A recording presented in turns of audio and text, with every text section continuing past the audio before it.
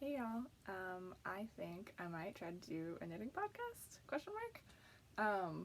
My friend Kira has one, and so do a couple of other friends, and I always just love watching them and feel really inspired. So I'm just gonna make a video to talk about what I've been working on, what I'm hoping to do.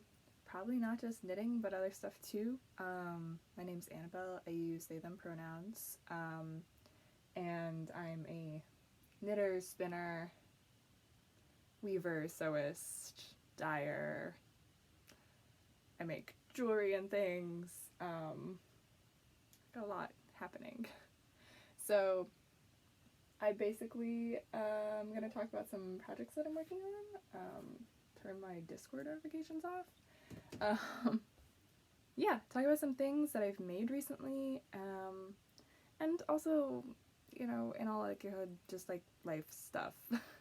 I'm really trying to make this like a very casual thing that I do because I want to, not because I feel like I have to, because that will make me less likely to do it if it feels like something I have to do.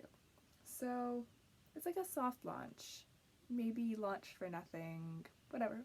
I just want to talk. Yeah, I am on Instagram at Whim Lizard, so WHIM Lizard. I'll tag it down below. And I also have a shop called The Lizard Works on Big Cartel, where I sell some little bits and bobs. But yeah, I think I'm going to follow along with kind of the format that Kira does at Strange Bun, the Knits and Notions podcast, and just start off with, well, I was going to be wearing this sweater. I'm not wearing any knits right now, but I made this sweater out of, this is my hand spun on the top. It's a Rambier fiber from Into the World that was so fun to spin. I'm pretty sure I did a fractal spin on this, and then I just finished it up with Kelborn Woolen's Scout, and I have to be honest, I wear this all the time. However, I don't think it's because I wear it all the time. It hasn't been finished that long.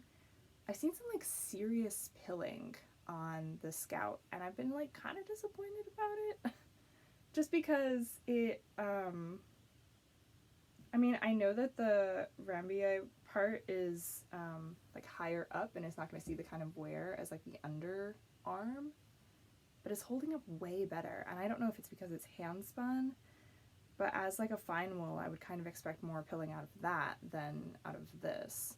But nevertheless, this is from the Ready Set Raglan book that Pom Pom puts out.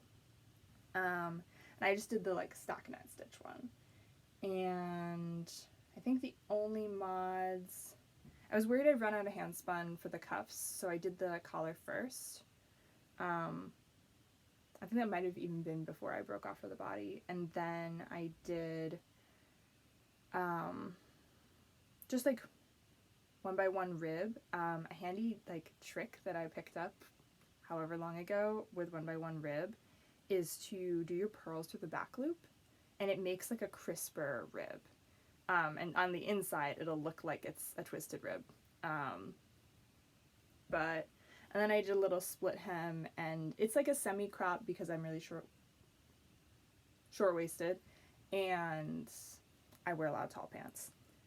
But it's way too warm to wear this in here. Shit, that's probably gonna happen a lot. I found that is fully a product of ADHD, is that my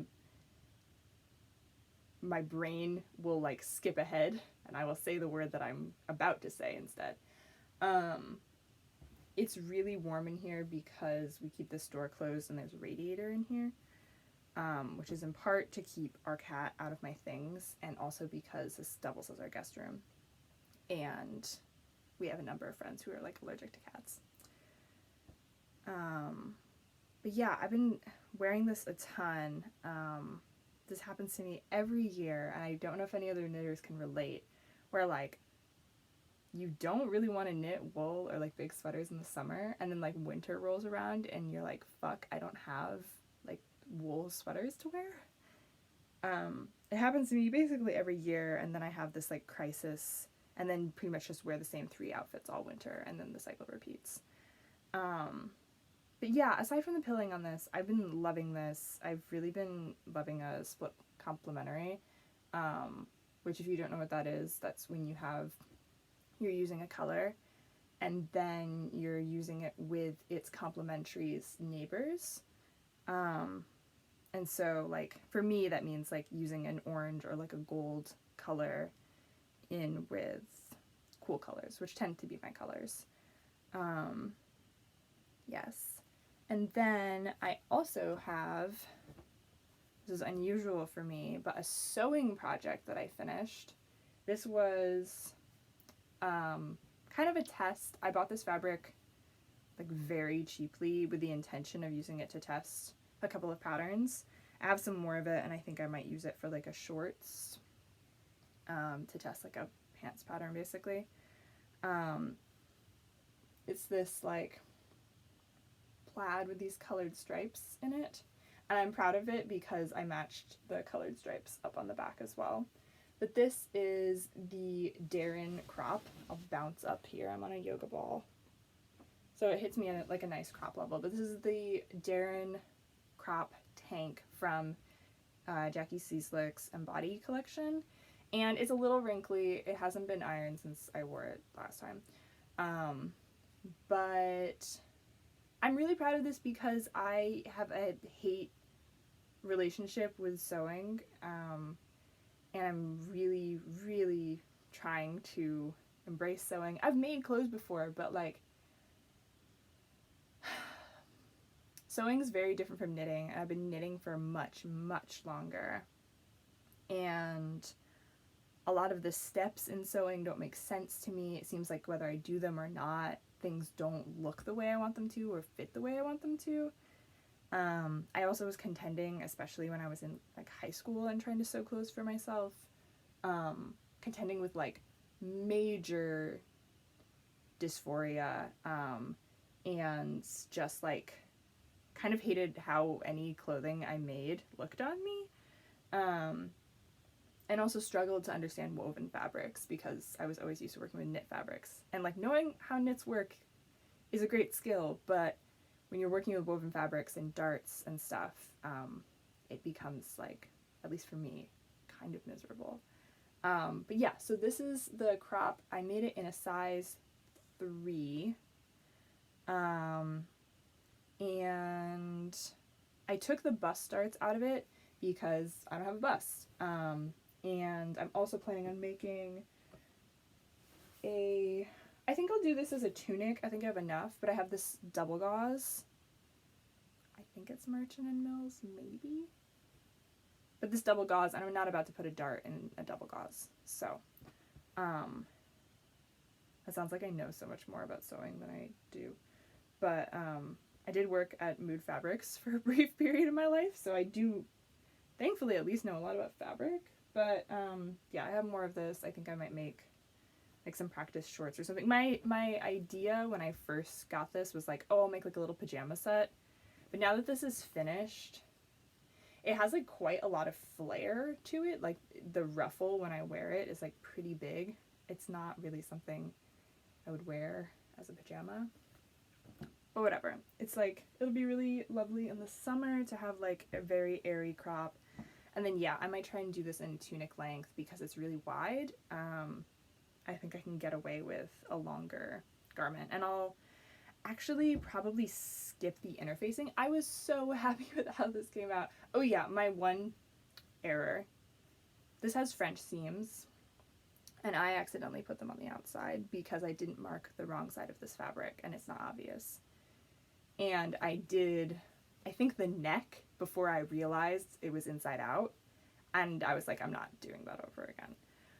So I'll probably just put a little line of stitching down, and it'll be like decorative. It'll be like it never happened.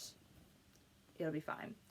I'm really interested in making the dresses from this because I just really love the shape of it, and have found that like post top surgery I'm really embracing like looser clothes, which is kind of funny. Like I feel like a lot of people have kind of been the opposite, or just like I think the like stereotypical thing is like wearing a lot of baggy shirts to like kind of like deal with dysphoria, but like I've kind of been the opposite. Like I feel a lot more comfortable in loose clothing than I used to. And I'm also, I think, like just reckoning with a lot of like fat phobia, and that's also helping. But I love dresses. They're like my favorite thing to wear, and I have really cut them out of my wardrobe because of just like gender. And like not even because of how I feel about dresses, but because of how I feel I get like instantly clocked and misgendered in a dress.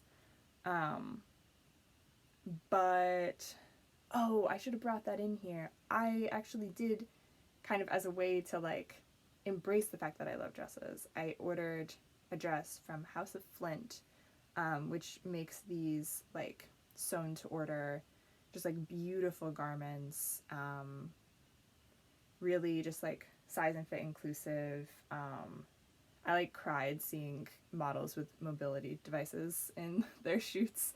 And yeah, it's finally here. It was like, I think it took about 2 months to get here from the UK. Mostly because that time was like it being made. And it's like this gorgeous blue check, or blue plaid, I guess, linen.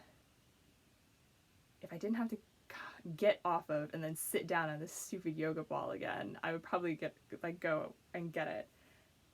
But whatever, that's for another time.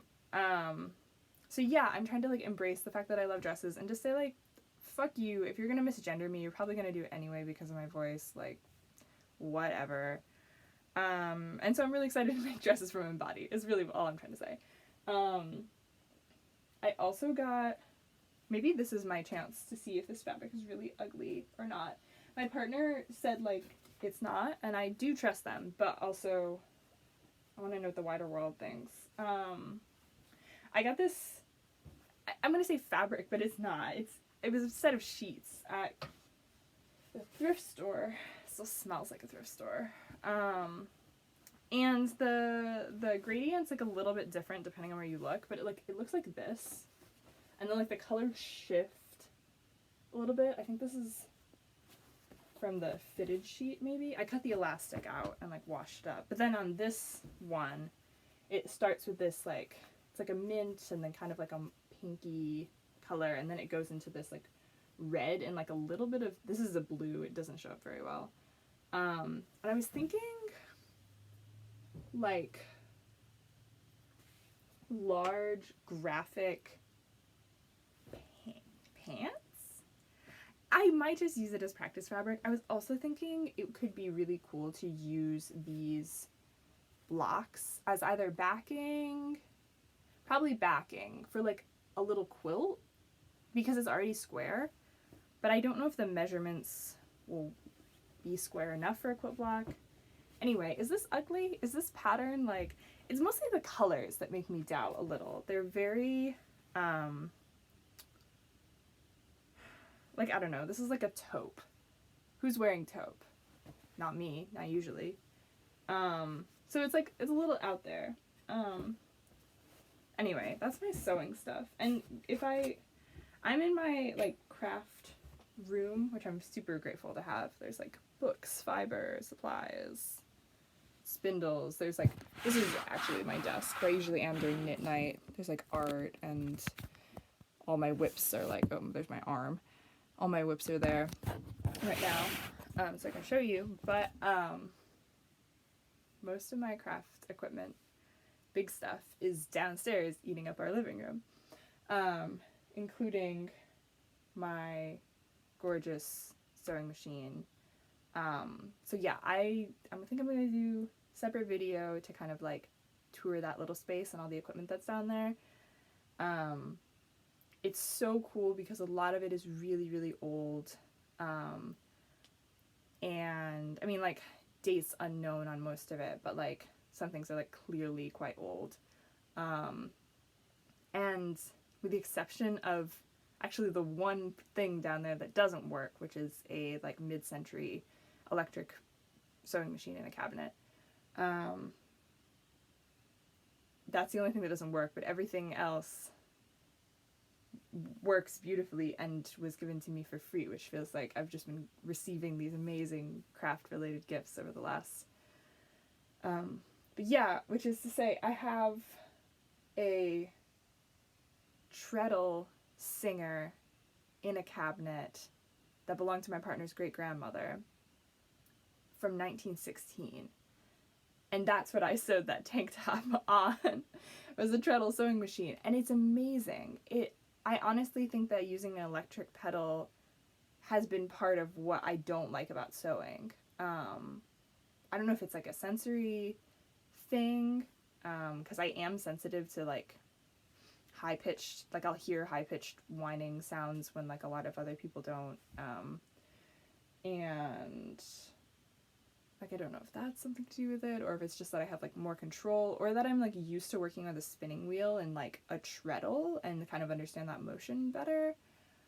But it is so cool. It's so amazing. It's like 100+ years old and in like amazing condition. She took such good care of it, and then it just sat for like decades safely in this cabinet.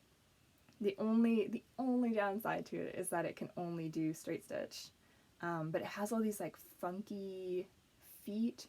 There's like a folded hem foot. There's like these various like ruffle feet. I haven't tried them out yet because they look just wild, but it like gives me hope that I can like do sewing. The only other thing that's like finished, it's also a whip at the same time. I made this. This is a garter stitch rectangle.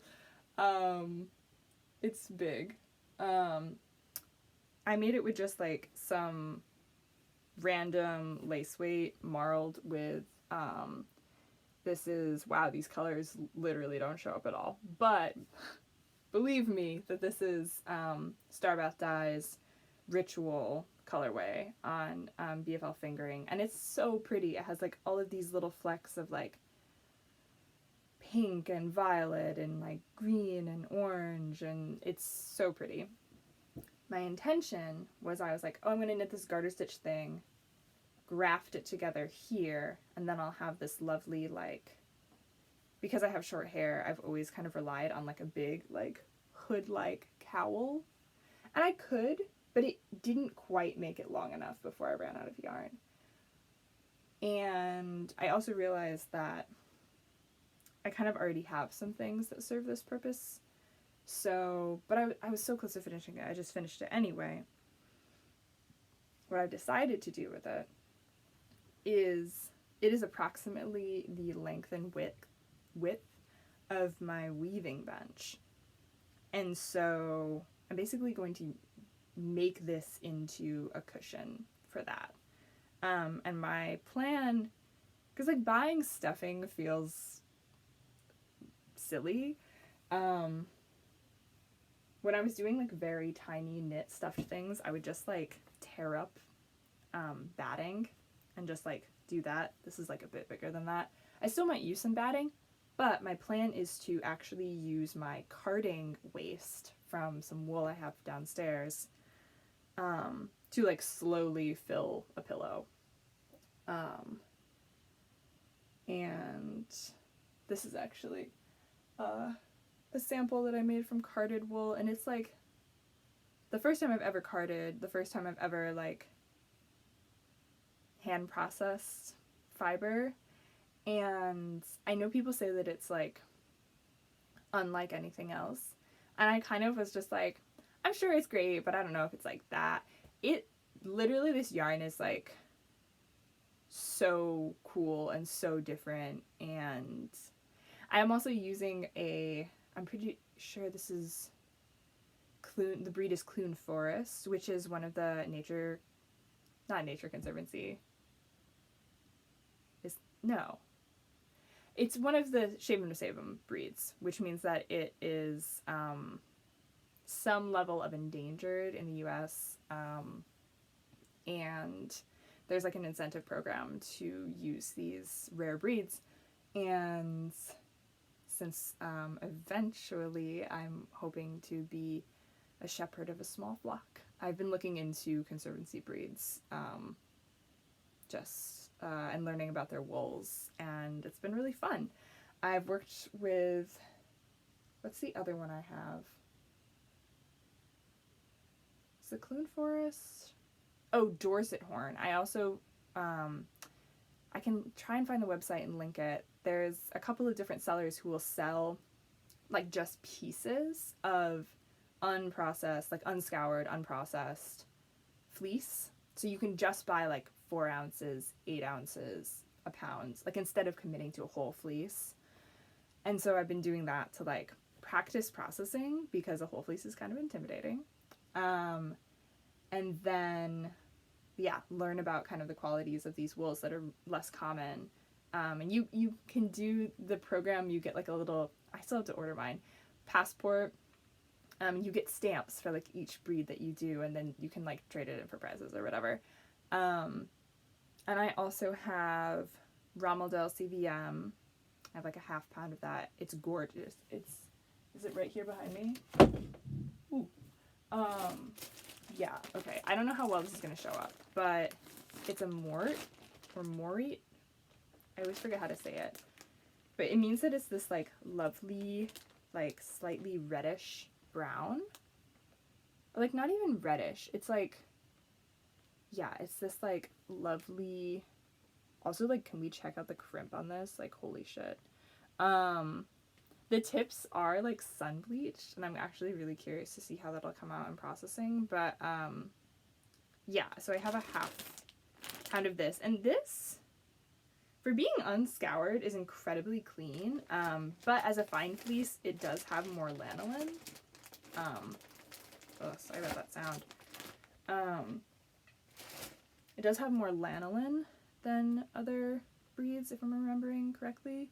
I have the Fleece and Fiber Sourcebook, which is like the guide. It's like an encyclopedia of sheep breeds, and beyond sheep as well. But it's like amazing, and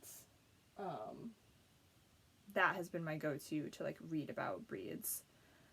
And what else was I going to say about that? Oh, this book is like $40 or whatever. It's kind of expensive, but, well, one, go to your local library and see if they have it, or if they can ILL it for you, because I originally got this on an interlibrary loan, and that was what like made me decide I wanted my own copy. And eBay. I have like found a couple times over now, like, not like textbook, but like more reference book style books on eBay. And this is actually a library copy. You can see it has the Library of Congress call number on it. And yeah, a lot of times you can get like cheap library copies of books on eBay instead of, and also like it's a used book. You're not like buying a freshly printed one. I don't know. If anyone needs to go and find a book, I would recommend checking that out. I've been looking at like, been investigating my roots, mostly on my mom's side, which are Czech and Polish, and looking into Czech and Polish herbalism books. And yeah, eBay has been the place that I can find those as well. But yeah, I don't know, it feels maybe weird to recommend eBay of all things in 2022, but here we are. So I've got this. Oh yeah, the other breeds. So I have Dorset Horn, Romeldale CVM, Clune Forest, and then Tunis. And I think that's all I have for... I did get a fleece at Rhinebeck, and I actually, as kind of like a way to justify it, I scoured the fleece that I had gotten last year at Rhinebeck, which was a Gotland lamb. And is that over here too? Somewhere? I don't want to like crinkle too much. Oh yeah, it's right here. Okay, this is in like a weird blue IKEA bag, but it's these like most gorgeous, like light gray with like kind of brown tips, locks. I'm not going to open it because it's going to be so loud, but they're like ridiculously soft. I'm still trying to figure out how to process it. It's a long wool, so I would think combing, but I don't actually have proper wool combs. So I'm going to try carding it. It's kind of a long staple length. We'll see. But they're beautiful. I might try just like knitting locks into things, which normally is like not my look, but they're like very shiny and beautiful and very cool. But the fleece that I got is in here, and I'm not sure how well this is going to show up on camera either. I've also gotten completely sidetracked from my knitting, but whatever. Welcome to my brain. I'm just trying to find like a nice staple to pull off. So this is much shorter than the Ramadale CVM, but it has a very similar color. It's a bit darker. It's also, we see again the crimp on this. It's not focusing very well, probably because my face is here. But like, oh my gosh, unreal. And this is a Corriedale Rambier, which, ooh, can I remember this? Romaldales are Rambier Romney crosses. And this is a Rambier Corriedale cross. And originally on the tag at Rhinebeck, I swear I saw them say that it also had like Dorset. But then none of the documentation that I have says that, so I don't know if I just like am misremembering another tag. But like, yeah, it's so spongy and woolly. You can kind of even see this like little curl. Like, oh my gosh, it's so beautiful. It smells so woolly. It is pretty greasy. And it's only, thankfully, it's like about 2 pounds. And for some reason, I haven't been able to, I like feel like I know enough about fleece that I would have been able to spot anything egregious. It's only $27, and I feel either like I'm a fool and I missed something, or I like totally found a deal. It might just be that it's a low weight for so much fine wool, because I will lose a decent amount of weight to lanolin, I think. Ugh, who knows? Back to whips. I'm gonna stay on task. I'm not gonna stay on task.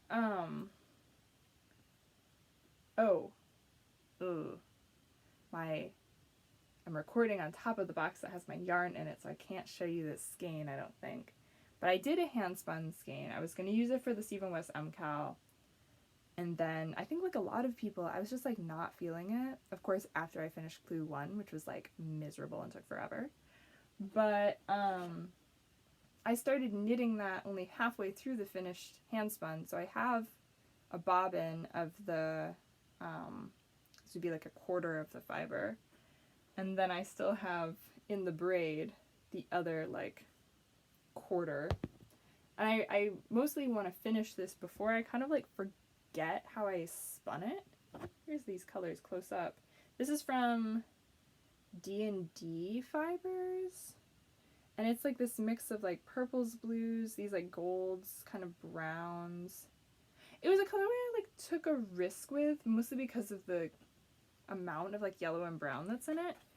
But the yarn's really beautiful. And it definitely like, and I managed to get an incredible amount of yardage. I've finally figured out how to like woolen draft well on wheel, and it has made it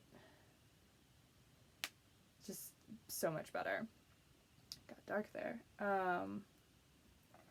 Also in here, I might turn this. No, the sun will come back. There it is already. This is a whip that I've been working on for so long, because it is lace work in lace weight. God, the colors on all of these things are just not showing up very well at all. But basically, this is a pattern called Muka by Eri Shimizu, and it's on kind of too short of a, but you knit this like crescent trapezoid shape, knit this way, and it's got like a twisted stitch situation going on. Then you pick up stitches all along the edge of it and do this lace pattern, and thankfully there's kind of, I'm probably not gonna knit as much lace as I thought I would, just because like it's very pretty, but it does take forever. It's like fairly easy to memorize because you are kind of doing the same set of like 4 rows, but you have to do increases and decreases on the wrong side, which I think makes it kind of slower going and harder. It's been like a nice little challenge because I haven't knit lace in a really long time, but I mean it's like, I can't remember if it's like 300 or 400 stitches in this row. It takes forever to get through a row. I think I'm maybe like 8 rows in on a 24 row repeat, and you're supposed to do that and then I think another 12 rows, and that's if you're just doing 1 repeat. There are options to do 1, 2, or 3, and I think when I started I was like, oh, I'll do 2. It's like right in the middle. We'll see about it. But this is Silk Paca from Malabrigo in this, like, again, color, it's just not showing up at all, but it's like a really pretty kind of like steely indigo color. Totally falls in my colors. And then this is, I can't remember who this is, what brand, but it's got, is this gonna work better? Kind of. It's basically like a steely blue lavender base, but it has a lot of speckles of like brighter purple, some teal, some pink, like a little bit of almost like a orange. Yeah, it's just not gonna show up, I guess. I'll figure out a better lighting situation. Yeah, it's just been like, I kind of slowly slog through this one at a time. I think I got in the bad habit of always knitting things that I could like watch something to. And now, because I can't do that with this, I don't work on this very much. Oops. I just need to get listening to a podcast again. I want to get back into Magnus Archives, but I stopped. 1, because I was kind of freaking myself out, and 2, because I wanted to do the like nerdy thing of going back through the transcripts and looking for clues and trying to like, because they'll mention file names all the time, or like basically episode names, and be like, oh, this is just like in this incident, and I always have to like go and look back. So I'm going to take detailed notes, which is cool. It's like a fun way to listen to a podcast, to turn it into an assignment. But whatever. Maybe that's what I need to do. And maybe knitting while listening will make it so it doesn't scare me as much. I realized, like, so if you know anything about my undergrad work, I did a research project on monsters and queerness and gaming. And I love monsters, and I am really fascinated by the way that we culturally construct monsters, and I'm still like really interested in like that project that I was doing and like exploring those themes more. Some horror films really mess with me and I like can't do it. Other things are like totally fine.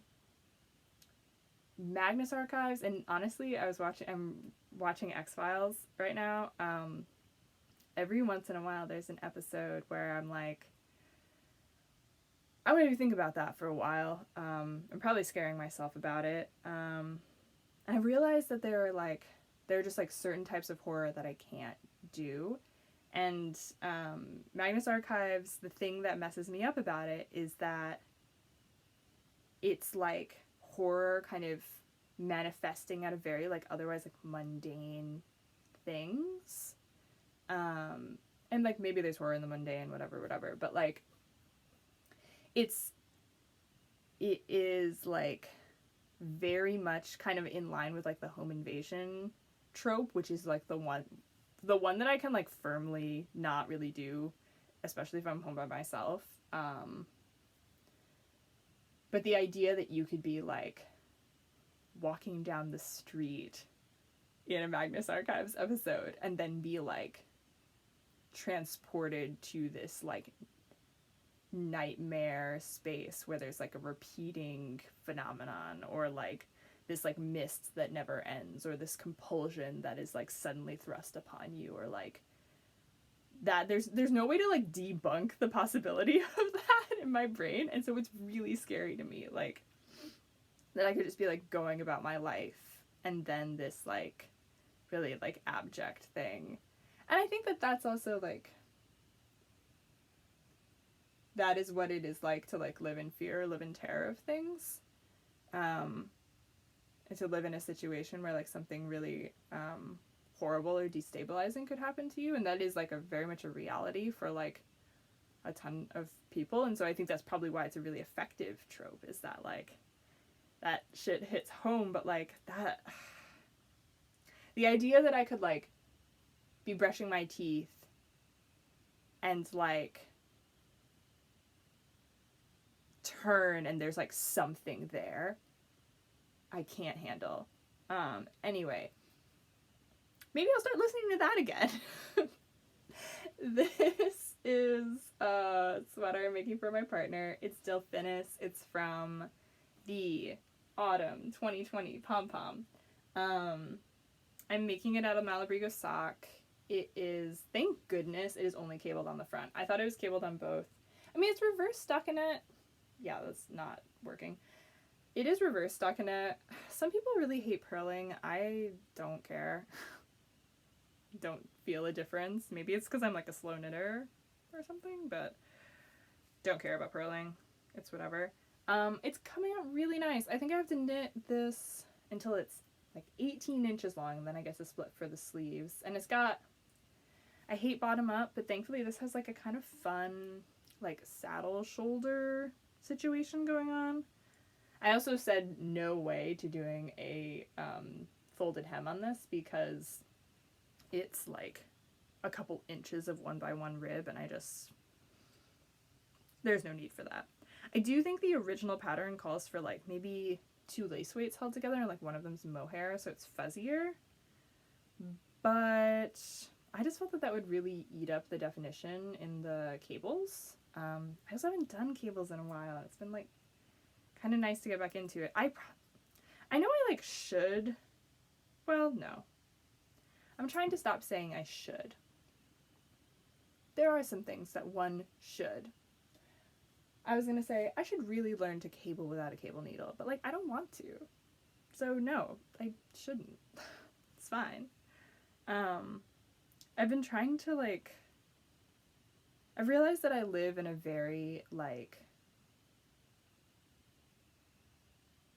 a state where I feel, this is not news to really anyone. I think tons of people struggle with this, but like feeling like I always need to be doing something, or like, or just like, oh gosh, I should really go work on that, or I should really, and last night I was getting really overwhelmed by that, and I was like, you have 2 actual literal deadlines right now, and that's it. Like, I'm doing work for an organization I'm part of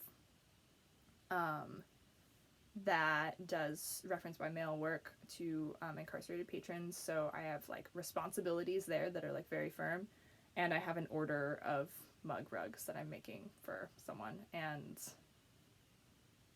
like that's it. That's what I have to do. And like, yeah, there are like some bills coming up and whatever, but like that's it. Those are the like, I don't need to force myself to do anything else. I'm like, partner calls it fun employed, but that's because they're a freelancer, and so like the promise of more work is kind of there. So I just feel very unemployed, even though technically I have 2 very part-time jobs. But I think because of that, I feel a lot of stress. We're, not to get into like the whole mess of this thing, but we're like moving, we're in the process of buying a house, which feels like an absolutely wild thing to say. And I am basically like, just like incredibly fortunate that my partner has the means to do that, and that their family has been able to help us, not monetarily, but just with, like one of my partner's cousins is like a civil engineer, and we need to figure out if this bridge that is like part of the property the house is on can like holds the weight of a truck that needs to come in and do work, and just like stuff like that.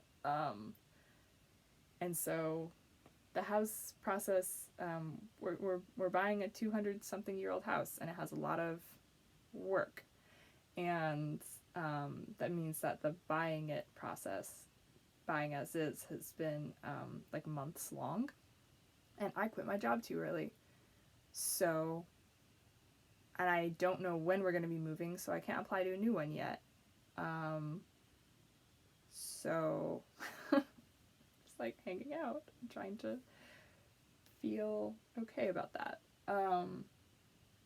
Other whips. I'm not staying on task at all. That's fine. I don't have to. I can do whatever I want.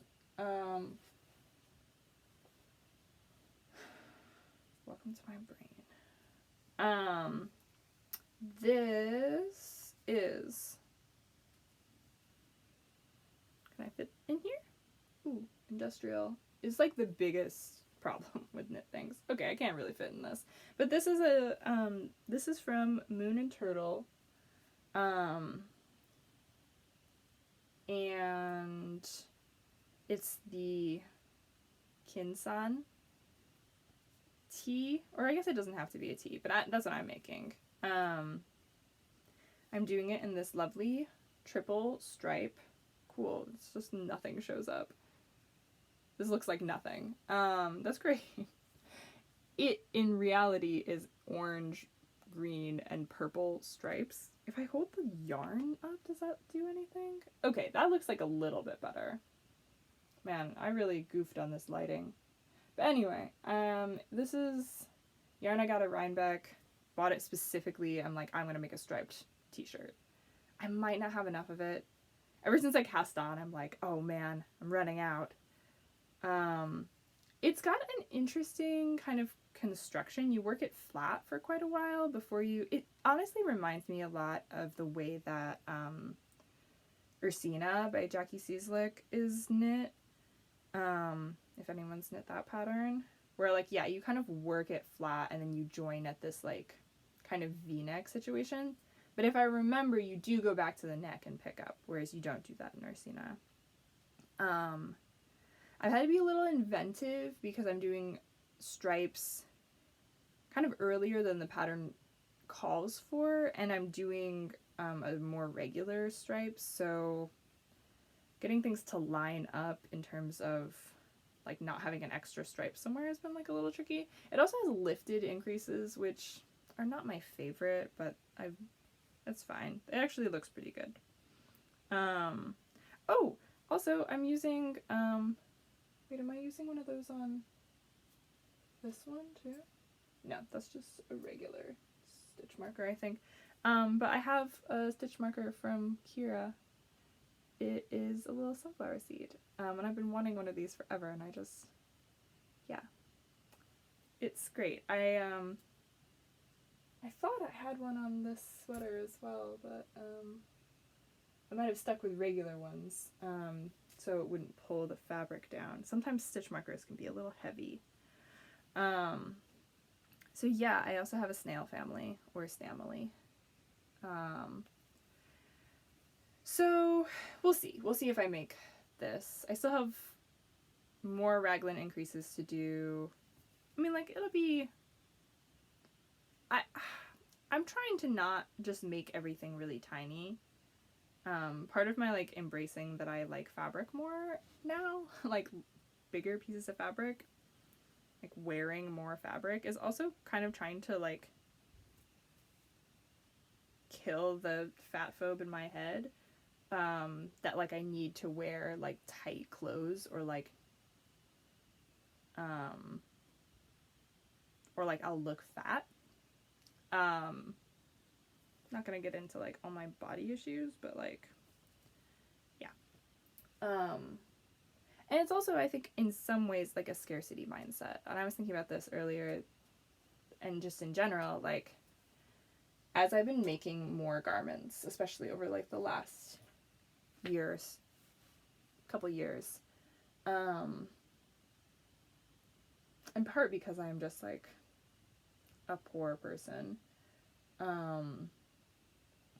I will skimp on yardage where I can. I often like don't do a gauge swatch. I will like, if because I'm cutting on yardage, often make like a smaller size or a crop, or like kind of like skinifying my like knits. And then often like they're not wearable because they're either like too small to really layer with, or they're just like not comfortable to wear. And so I'm trying to like really break from that. Originally I was just like, well, I only have this much yardage, so I have to make it like this size. And now I'm like, no, I'll just start knitting it, and if I need to get more yarn, I'll just buy more yarn. So I love the way that this yarn looks. It's from Green Mountain Spinnery, and it's Cotton Comfort, I think they call it, and it's half wool and half cotton. And I love the look and feel of those kind of blends, but the cotton's been really hard on my hands, and I actually have only in the last like couple of days been able to knit again after a period of like maybe a week or so, because my hands and wrists have been in like an extra amount of pain. And I think I like know part of why. Like I definitely overdid it on some things, but it was like I haven't been able to do dishes. I haven't, like, it's been hard sometimes to even like hold up my water bottle. It's like really intense and kind of like totalizing pain in my hands and wrists, which made me like depressed actually. Like, and I don't think it was just like, oh, I can't knit, I'm depressed, but like this is definitely something that I've experienced as like my body has, I don't know if I want to say like become more disabled, or if I've become kind of like more accepting of my disability, or like I don't really know what that has looked like.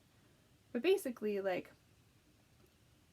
the thing that always like messes me up is the idea that I'm not gonna be able to craft anymore, or that like I'll be in too much pain to knit or to spin, or you know, like that this thing that is a huge part of my life, it's like my favorite thing, and it's a huge part of who I am, honestly, will just like decay away, or like be taken from me, or like I have a lot of grief about that. And I've only recently kind of come to terms with like that's what it is. It's like grief. And like realizing how much of my life kind of revolves around like my crafting, which I'm very like privileged to kind of be able to like spend so much time with it. But like the idea of that being gone really like messes me up to think about, because it's like, well, then like what am I able to do? Like who would I be? What would I do? How would I spend my time? Because if I don't have it in me to do those things, then like that rules out a lot of other stuff too. Because even when my hands do hurt, I often still knit. And so if it's at a point where I can't or won't even do that, that means a lot of other things are off the table as well. Like, it's just, it becomes very difficult to like do anything. Like the idea of like kind of like losing my hands in that sense is really, really scary. So I'm really glad that I'm like back to being able to knit, but I'm also kind of trying to think about like ways I might shift some of my patterns or tendencies just to be as kind of like recuperative as possible. Like knitting with cotton might just not be something I can do. I certainly know I can't knit with linen. It destroys me. The nice thing is that like I've begun weaving, and so like that is a lot more doable, and that is also pretty friendly to linen and cotton. So like that's nice to have that as an option, to be able to be like, well, it's not like these yarns are going to go to waste, like I can weave with them instead. They're strong and they'll make like lovely linens, and yeah, but it's been a lot. It's been kind of heavy. I guess the only other whips that I have, oh yeah, I started doing a thing of fingerless gloves, and they're at a very teeny gauge. It's like 8 stitches an inch. So this is all I have so far for one of them. It's like a very tight little wrist, and it has these little mini, they're like 1x1 cables. I'm making it with Rosa Pomar, Retrosaria, Vovo in like this rust color. I've been really feeling like rusty oranges. I actually have, these probably look like the same color, but this like, I think it's called cedar. It's more red. It's more of like a brick red that I swatched to do like a huge cabled sweater that I'm really excited for. I just haven't actually gotten around to it because I don't have a lot of whips right now, but the ones that I have are like all pretty big, and so like avoiding casting on anything else that is big. That's why I'm kind of doing accessories, and I'm trying to do maybe a little bit more accessory knitting and realize that I can maybe eventually rely on sewing more for garments, and that like there are certain things that's just not practical to knit. And if my hands have like only so much they can do in a day, I want to make sure that it's things that like really benefit from being knit and like take advantage of that craft and that technique. But yeah, this is a free pattern. I think it's called Wannabe Vintage Mitts, which like feels a little rude, but oh, you can actually see it. So it's got this cool like twisted stitch cabled thing on the back. And I've just like had this in my library forever, and my hands and feet get cold super easily. Even in wool socks, my feet end up cold, especially this time of year. So I just like need something, especially when I'm using the computer. My hands get really cold, and I've had to do more computer work for PLS Sun lately, so I really need my hands to be like, because when they get cold, they get like stiff and like achy. So just gotta like keep everything warm and toasty. But aside from like some other odd things, I don't really have anything else I'm working on right now, I don't think. I have a sashiko that I've been like slowly doing kind of whenever it strikes me. I'm in between lines right now. So I just have to do the ones that go this way. Here's my little otter needle minder. Little babies. Not totally sure what I'm gonna do for colors, but this is you like weave between these little stitches. I've had it for months. I've just very slowly been working on it and trying to decide which colors to use, because the shop is out of this cream. And also I think like even though the cream and navy is like very classic, I kind of want to depart from that a little bit.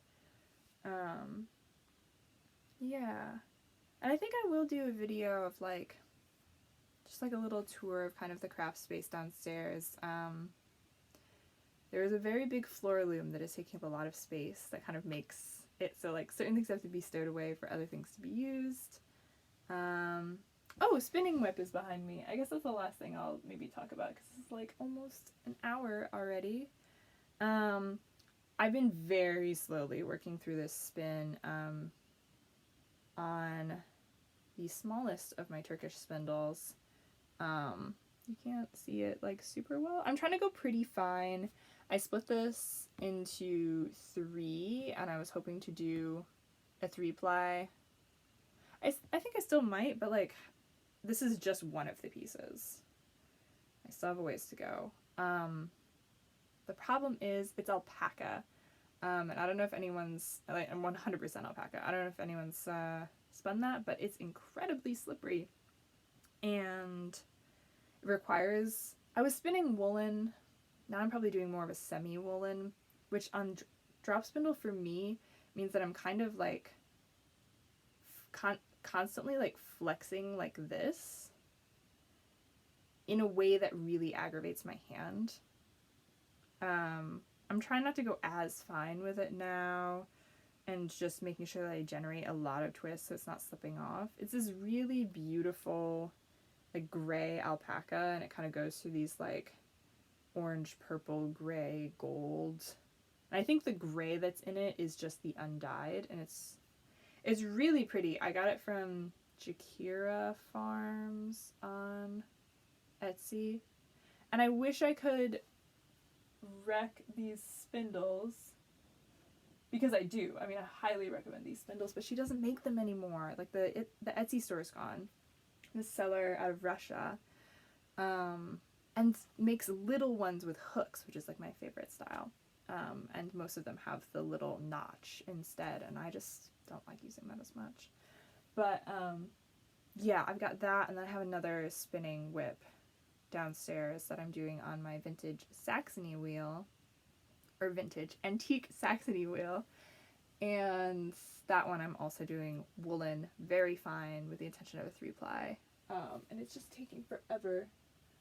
I do have a little swatch. The fiber down there, I'll probably show it when I do that little tour, is from Little Laurel Fibers. Don't know how well you can see this, but it's like minty and like, I think it was called like a buttercream color. But yeah, I want to do a 3-ply, and I think I'm going to use it for another one of Eri Shimizu's patterns, and I'll probably use the leftover lace weight from this shawl with this for this cool, it's called Bunrin. It's this really cool cowl pattern that I've wanted to make for a long time, and I think those colors would be really pretty together. Yeah, wow, an hour. I talked for a long time. Maybe I'll do this more if people are like into it. It's gonna take me a million years to caption this, but I think I'll try to get it up today, maybe. We'll see. But yeah, and I'll try to tag all the things that I mentioned below. And yeah, I think that's it. Take care, everyone. Bye.